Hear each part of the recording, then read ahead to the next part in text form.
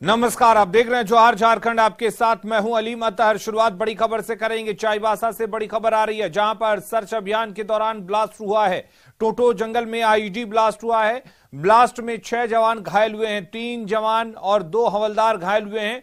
CRPF के cobra battalion के सभी जवान हैं। घायल 4 जवानों को रांची लाया गया है, मेडिका अस्पताल में इलाज के लिए भर्ती कराया गया है। तो बड़ी खबर आपको बता दें चाईबासा से, जहां पर सीआरपीएफ के कोबरा बटालियन के जवान आईईडी ब्लास्ट में घायल हो गए। हमारे साथ रांची से संवाददाता ओम प्रकाश जुड़े हुए हैं। ओम प्रकाश, क्या कुछ हालात है घायल जवानों के? बता दें कि जो घायल जवान है उसमें से 4 जवानों को फिलहाल रांची के मेडिकल अस्पताल ले आया गया है। एयरलिफ्ट कर उन्हें लाया गया। फिलहाल हम आपको यहाँ की तस्वीरों को दिखाने की कोशिश कर रहे हैं। देख सकते हैं कि तमाम जो यहाँ पर सुरक्षा या फिर कहें कि चिकित्सकों की तैयारी है वो चाक चौबंद है, और जो घायल जवान है उनका इलाज भी किया जा रहा है। दूसरी तरफ अगर बात करें तो अभी 2 और जो जवान हैं वो और घायल हुए हैं, मतलब 6 जवान कुल इस आईडी ब्लास्ट में घायल हुए हैं, और 4 जवान तो फिलहाल अस्पताल में है, लेकिन 2 और जवान थोड़ी देर में वो भी एयरलिफ्ट के माध्यम से मेडिकल अस्पताल पहुंचेंगे, जहां पर उनका इलाज किया जाएगा। तो कहें तो उसे लेकर भी यहाँ पर मुकम्मल तैयारियां हैं। जिस तरह से ये घटना हुई है, बता दें कि साल 2023 की ये पहली घटना है जो नक्सलियों के द्वारा जो अटेम्प्ट लिया गया है, वो कहीं ना कहीं सुरक्षा बलों के लिए एक चुनौती होगी, क्योंकि इस साल के शुरुआत के साथ में इस तरह की घटना को अंजाम नक्सलियों के द्वारा दिया गया, और एक साथ अगर कहें कि 6 जवानों को टारगेट कर दिया गया है, वो घायल हैं, और जो 4 जवान फिलहाल यहाँ पर लाए गए हैं, फिलहाल उनकी स्थिति जो है वो स्टेबल बताई जा रही है। लेकिन जिस तरह की चोट है वो काफी घातक चोट है। 2 जवान गंभीर रूप से घायल हैं, वहीं जो 2 जवान पहुंचे हैं उन्हें भी हल्की चोटें आई है। हालांकि सभी का इलाज जो है इस वक्त मेडिकल अस्पताल में चल रहा है। थोड़ी देर में जो 2 जवान और आने वाले हैं उनकी स्थिति का भी आकलन जो है वो चिकित्सक करेंगे। उसके बाद ही तमाम जो स्थितियां हैं वो स्पष्ट हो पाएंगी। बता दें कि सभी जवान जो 209 कोबरा बटालियन है सीआरपीएफ की, उसी से हैं, और वहां पर एक सर्च ऑपरेशन चल रहा था जिसमें ये आईडी की चपेट में आ गए, जिस वजह से ये पूरा हादसा हुआ है। पूरे मामले को लेकर जो सीआरपीएफ के वरीय अधिकारी हैं या फिर झारखंड पुलिस के वरीय अधिकारी हैं, तमाम चीजों की मॉनिटरिंग कर रहे हैं, और सभी की उचित इलाज की व्यवस्था भी की जा रही है। तो जो सीआरपीएफ के कुछ अधिकारी हैं वो भी यहाँ पहुंचे हैं। थोड़ी देर में तमाम जो वरीय अधिकारी झारखंड पुलिस के होंगे वो भी थोड़ी देर में यहाँ पर पहुंचेंगे और तमाम चीजों के हालात की जानकारी लेंगे। वहीं जो चाईबासा में जिस तरह से ये टोंटो जंगल में घटना घटी है, उसके बाद पूरे इलाके को कॉर्डन ऑफ कर दिया गया है। फिलहाल वहाँ पर अभी भी सर्च ऑपरेशन जो है वो शुरू कर दिया गया है और नक्सलियों की तलाश की जा रही है। जी ओम प्रकाश, ये जो 2 जवान दूसरे घायल हैं वो कितने देर में मेडिकल अस्पताल पहुंचेंगे, और सबको अलग अलग क्यों लाया गया, कोई खास वजह? जी, एक चॉपर में जो जगह होती है, क्योंकि जो घायल जवान थे 2 जवानों की स्थिति गंभीर थी, उन्हें स्ट्रेचर पर लाया गया, जिस वजह से जगह की कमी थी, जिस वजह से यहाँ से जो 3 चॉपर भेजे गए थे। तो फिलहाल एक चॉपर में यहाँ पर 4 जवान जो हैं उन्हें लाया गया है। बाकी जो अन्य जवान हैं उन्हें दूसरे चॉपर में लाया जा रहा है। तो कहा जाए तो जगह की वजह से उन्हें एक चॉपर में जगह न होने की वजह से 2 चॉपर में उन्हें यहाँ पर लाया जा रहा है। जी, ये कुछ अधिकारी पहुंचे हैं सीआरपीएफ के भी, में हम देख सकते हैं यहाँ पर पहुंचे हुए हैं। फिलहाल उन लोगों से भी हमने बात की, लेकिन उनका साफ तौर से कहना है कि थोड़ी देर बाद जब वो अंदर से जवानों की स्थिति देख कर आएंगे तभी कुछ स्पष्ट रूप से जानकारी दे पाएंगे। फिलहाल अभी तमाम लोग जो हैं वो अंदर जा रहे हैं। जवानों के इलाज की व्यवस्था की जा रही है ताकि उनका इलाज मुकम्मल हो सके और सुरक्षित तमाम जवानों को यहाँ से बचाया जा सके। उनके लिए तमाम अधिकारी और जो चिकित्सक यहाँ पर मौजूद हैं वो मुस्तैद नजर आ रहे हैं। जी, जो 4 जवान गए हैं इलाज के लिए, ओम प्रकाश, आप बता रहे हैं कि 2 जवान जिनकी हालत गंभीर है, तो क्या उनको स्थिति को लेकर डॉक्टर क्या कुछ कह रहे हैं? क्या स्टेबल हैं, खतरे से बाहर हैं? जी, फिलहाल जो यहाँ चिकित्सकों का प्राथमिक जो अभी तुरंत ही आए हैं तो प्राथमिक जो जांच है उसमें स्टेबल बताया गया है। अधिकारियों ने भी कहा है कि फिलहाल वो स्टेबल हैं और पूरी जांच के बाद ही तमाम चीजें स्पष्ट हो पाएंगी कि जो कहा जाए तो स्प्लिंटर्स, जो आईडी की स्प्लिंटर्स है वो कहाँ लगी हैं, किस तरह से जवानों को, और कोई अंदरूनी चोट तो नहीं, इन तमाम चीजों की जाँच हो पाएगी। उसके बाद ही उनकी पूरी स्थिति की रिपोर्ट, जो मेडिकल रिपोर्ट है वो सामने आ पाएगी। हालांकि जो अधिकारी उनका ये जरूर कहना है कि तमाम जवान फिलहाल सुरक्षित हैं और वो स्टेबल हैं और उम्मीद की जा रही है कि तमाम जवानों का मुकम्मल इलाज यहां पर संभव हो पाएगा। जी, ओम प्रकाश, चाईबासा में लगातार सुरक्षाकर्मी नक्सलियों के खिलाफ अभियान चला रहे हैं, लेकिन आज जिस तरह से ये आईईडी ब्लास्ट हुआ है, आमतौर पर सुरक्षा बल जो है वो आईईडी बम के लिए डिटेक्टर या दूसरे चीजों का इस्तेमाल करते हैं, तो आखिर कैसे ये सब कुछ हुआ, क्या जानकारी मिल पाई है?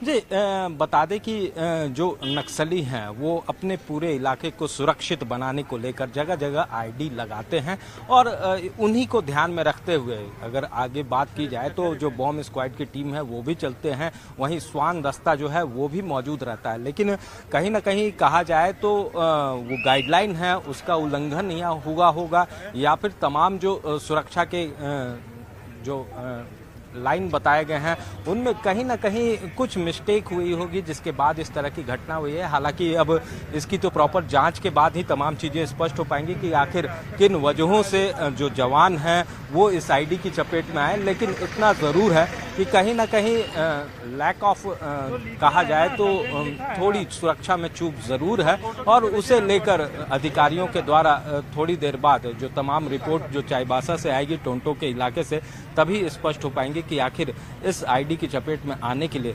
जो जवान थे या फिर कहें कि वहां पर जो चूक हुई है उसके बारे में स्थितियां स्पष्ट हो पाएगी। लेकिन इतना जरूर है कि जिस तरह से घटना हुई है वो उससे सभी जो पुलिसकर्मी हो या फिर सुरक्षा बल या सीआरपीएफ के अधिकारी आहत जरूर हैं और तमाम चीजों पर जांच की बात जरूर की जा रही है। ओम प्रकाश, इस आईडी ब्लास्ट में जो जवान जख्मी हुए हैं, किस तरह की चोट लगी है, किस तरह का नुकसान हुआ है, क्या इंजरी हुई है?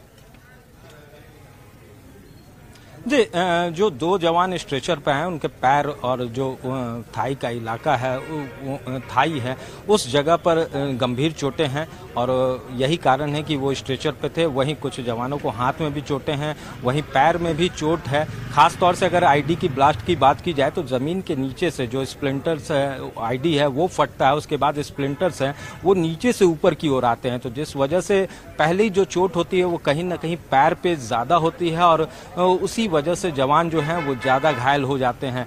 तो खास तौर से अगर बात की जाए तो सभी जवानों के पैर में, हाथ में और कुछ पेट चाहे पीठ के हिस्से में चोट लगी है और सभी जवान उसी कंडीशन में यहाँ पर पहुंचे हैं। जो 4 जवान पहुंचे हैं, अन्य जो 2 जवान हैं उन्हें भी जो आशंका है कहीं ना कहीं वो पैर या हाथ में ही चोट लगी होगी, क्योंकि स्प्लिंटर्स जो आईडी के होते हैं वो दूर दूर तक छिटकते हैं और कई जवान जो हैं कोई पेट में लगने से या फिर चेस्ट में लगने से, इस तरह की तमाम चीजें होती हैं। लेकिन वो जो स्प्लिंटर्स होते हैं जो आईडी के, वो नीचे से ऊपर की ओर आते हैं, तो खासतौर से पैर में चोट की संभावना ज्यादा रहती है और यही वजह है कि ये जो 4 जवान यहाँ पर पहुंचे हैं, ज्यादातर की जो चोट है वो पैर में साफ तौर से देखने को मिल रही है। जी चलिए ओम प्रकाश, आप नजर बनाए रखिए क्योंकि 2 अभी और घायल जवानों को रांची के मेडिकल अस्पताल में लाया जाना है। हम लगातार आपसे अपडेट लेते रहेंगे।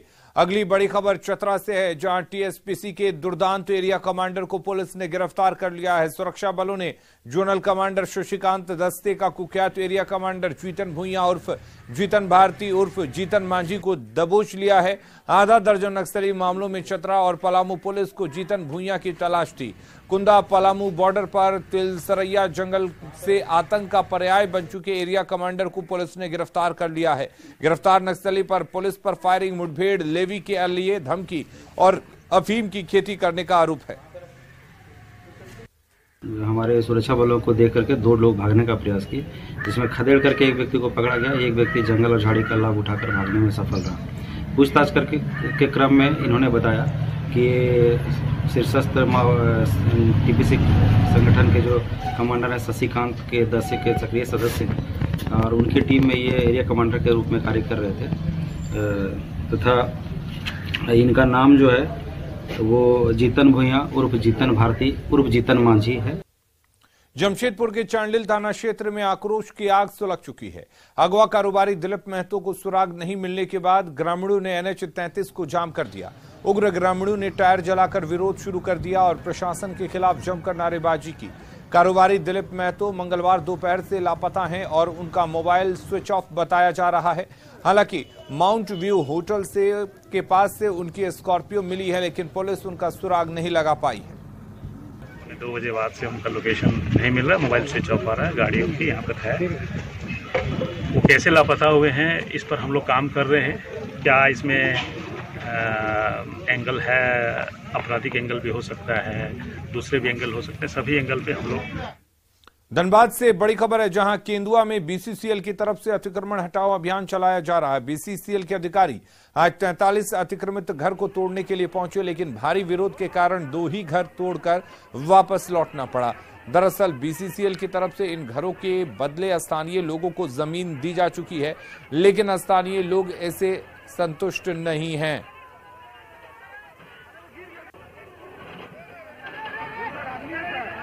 चिट्ठी निर्गत हुई थी, विधि व्यवस्था के लिए हम लोग यहाँ पे आए हुए थे।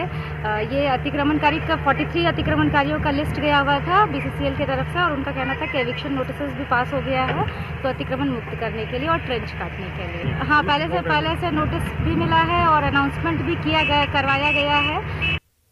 झारखंड में सुखाड़ का आकलन करने पहुंची केंद्रीय टीम ने आज कृषि मंत्री बादल पत्रलेख से मुलाकात की। नेपाल हाउस में कृषि मंत्री के कार्यालय में टीम को राज्य में सूखा की स्थिति से अवगत भी कराया गया। कृषि मंत्री ने उम्मीद जताई कि केंद्र सरकार से उन्हें मदद मिल जाएगी। चीजें सकारात्मक जा रही है। इनका ग्राउंड लेवल रिपोर्ट जब ये सबमिट करेंगे और हमने यहाँ के सारे चीजों से इन्हें अवगत कराया है और होपफुली केंद्र सरकार यहाँ के जो वस्तु स्थिति है उससे सहमत होंगे वहाँ के पदाधिकारी। और मुझे उम्मीद है कि यहाँ के 58 लाख किसानों को जो केंद्र से उम्मीद है, राज्य सरकार से उम्मीद है, उस उम्मीद को हम लोग जो है चानो ब्लॉक में गए थे। वहाँ पे 2-3 साइट्स हमें दिखाया था। जिस साइट्स पे हमें लेके गए थे वहाँ पे कम्प्लीटली बैरन लैंड था, कोई कल्टीवेशन नहीं हुआ था। आगे पीछे थोड़ा कहीं पे सरसों लगाया था, शायद वहाँ पे पानी रहा होगा। तो मोस्टली यही देखने को मिला है कि वहाँ पे कुछ कल्टीवेशन नहीं था जिस जगह पे हमें ले। पलामू में सुखाड़ की स्थिति का जायजा लेने के लिए केंद्र सरकार की 3 सदस्यीय टीम पहुंची और कृषि विभाग के अधिकारियों के साथ समीक्षा बैठक की। केंद्रीय टीम ने स्थानीय अधिकारियों से पूरी जानकारी ली और राज्य सरकार की रिपोर्ट के आधार पर जांच की। बैठक के बाद सभी अधिकारी चैनपुर प्रखंड के बांसडी और महगांव पहुंचे, जहां किसानों से बात की। झारखंड से बाहर रोजगार के लिए जाने वाले प्रवासी मजदूरों के लिए अब बड़ी खबर है। अब प्रवासी मजदूरों की सामान्य मौत पर श्रम नियोजन विभाग के प्रस्ताव को कैबिनेट ने मंजूरी दे दी है। इस मंजूरी के साथ प्रवासी मजदूरों की सामान्य मौत पर उनका शव पैतृक आवास तक लाने के लिए विभाग 25,000 रुपए का भुगतान करेगा। माले विधायक विनोद सिंह ने विधानसभा में प्रवासी मजदूर की सामान्य मौत पर सहायता राशि उपलब्ध कराने की मांग की थी।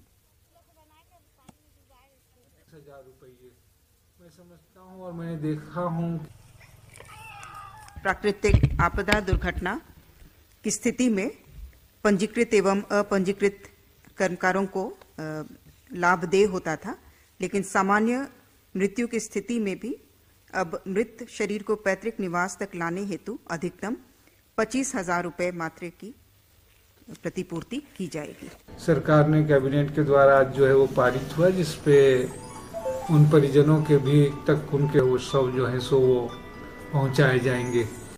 जेएमएम सुप्रीमो शिबू सोरेन का आज 79वां जन्मदिन है।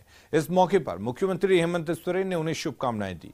मुख्यमंत्री मोरहाबादी स्थित आवास में जन्मदिन पर आयोजित कार्यक्रम में शामिल हुए। इस अवसर पर शिबू सोरेन ने केक काटा और लोगों को शुभकामनाएं स्वीकार की। शिबू सोरेन की पत्नी रूपी सोरेन, मंत्री मिथिलेश ठाकुर, विधायक बसंत सोरेन, सांसद महुआ मांझी, विजय हांसदा सहित कई लोगों ने शिबू सोरेन को बधाई दी। और मुख्यमंत्री हेमंत सोरेन ने गुरुजी के जन्मदिन पर शुभकामना देते हुए उनके स्वस्थ होने की कामना की। हेमंत सोरेन ने कहा कि झारखंड तरक्की करे और आगे बढ़े तभी उनका सपना साकार हो सकेगा। पूरे राज्य में आदरणीय गुरुजी के जन्मदिवस के शुभ अवसर पर सभी कार्यकर्ता उनके जन्मदिवस मना रहे हैं। हम सब लोग उनकी लंबी आयु की कामना करते हैं और उनसे आशीर्वाद लेते हैं। जो सपना आदरणीय गुरुजी ने, हमारे वीर शहीदों ने, आंदोलनकारियों ने राज्य के लिए देखा है, एक एक करके उन सब का सपना पूरा करने के लिए हम लोग संकल्पित हैं। मंत्री मिथिलेश ठाकुर ने भी शिबू सोरेन को जन्मदिन पर बधाई दी। उन्होंने कहा कि गुरुजी स्वस्थ रहें, यही सबकी कामना है। गुरुजी के त्याग और बलिदान के कारण ही झारखंड राज्य का निर्माण हुआ है। सबसे पहले तो हमारा और पूरे राज्यवासियों की यही कामना होगी कि गुरुजी शतायु हों और जिस त्याग, तपस्या, बलिदान के बदौलत इस राज्य का निर्माण हुआ है और जो उद्देश्य था इस राज्य के निर्माण का, गुरुजी के मन में जो जिस उद्देश्य से इस राज्य का निर्माण कराया था, वो उद्देश्य अब तेजी से 2019 से उस उद्देश्य की ओर तेजी से ये राज्य हमारे माननीय मुख्यमंत्री हेमंत सोरेन जी के नेतृत्व में आगे बढ़ रहा है। सिमडेगा सदर अस्पताल में इको फ्रेंडली स्वास्थ्य सुविधा देने की तैयारी है। NRHM की टीम ने आज अस्पताल में इको फ्रेंडली संसाधनों का जायजा लिया। इससे पहले अस्पताल को स्वास्थ्य विभाग कायाकल्प अवार्ड मिल चुका है। इस अस्पताल को इको फ्रेंडली अस्पताल का दर्जा पाने की दौड़ में शामिल होने की तैयारी में जुट गई है। जल्द सिमडेगा सदर अस्पताल को 15 डॉक्टर मिलने वाले हैं। कायाकल्प में फर्स्ट प्राइज हम लोग प्राप्त कर चुके हैं। इसके अलावा इको फ्रेंडली फैसिलिटीज में उसमें भी मेरा सिमडेगा को प्राइज मिले, इसलिए इसका जो है ना अभी जो आए हुए हैं रांची से तो असेसमेंट करने हैं। को जानकर खुशी होगी, मतलब कि पिछले वर्ष सिमडेगा जिला अस्पताल को कायाकल्प अवार्ड, फर्स्ट कायाकल्प अवार्ड मिला है ना, तो उसी को आगे बढ़ाते हुए इस साल हम लोग इको फ्रेंडली के तहत प्राइज लेने की वो करेंगे। और गिरिडीह से बड़ी खबर है, जहां वन विभाग की टीम ने अलग अलग इलाके में अवैध आरा मिलों पर छापेमारी की है। वन विभाग की छापेमारी में 10 लाख से अधिक की बेशकीमती लकड़ियों को जब्त किया गया है। वन विभाग ने जेसीबी से आरा मिलों को ध्वस्त कर दिया। रेंजर सुरेश रजक के नेतृत्व में यह कार्रवाई की गई है। वन विभाग के इस कार्रवाई से आरा मिल मालिकों में हड़कंप है।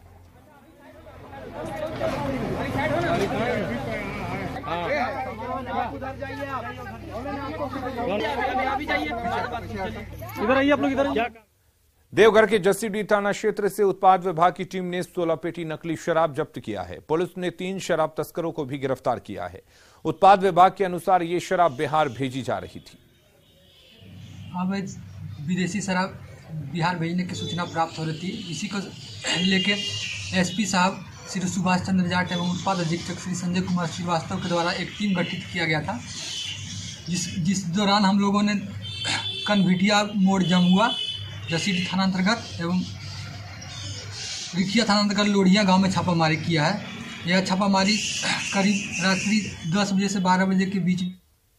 गुमला से बड़ी खबर है, जहां जंगली हाथियों का आतंक कम होने का नाम नहीं ले रहा है। घाघरा प्रखंड के तेंदार नवाटोली में जंगली हाथियों के झुंड ने एक महिला को कुचलकर मार डाला। हाथियों ने गांव के करीब 8 से 10 घरों को नुकसान पहुंचाया है। इस घटना के बाद स्थानीय ग्रामीण काफी डरे हुए हैं।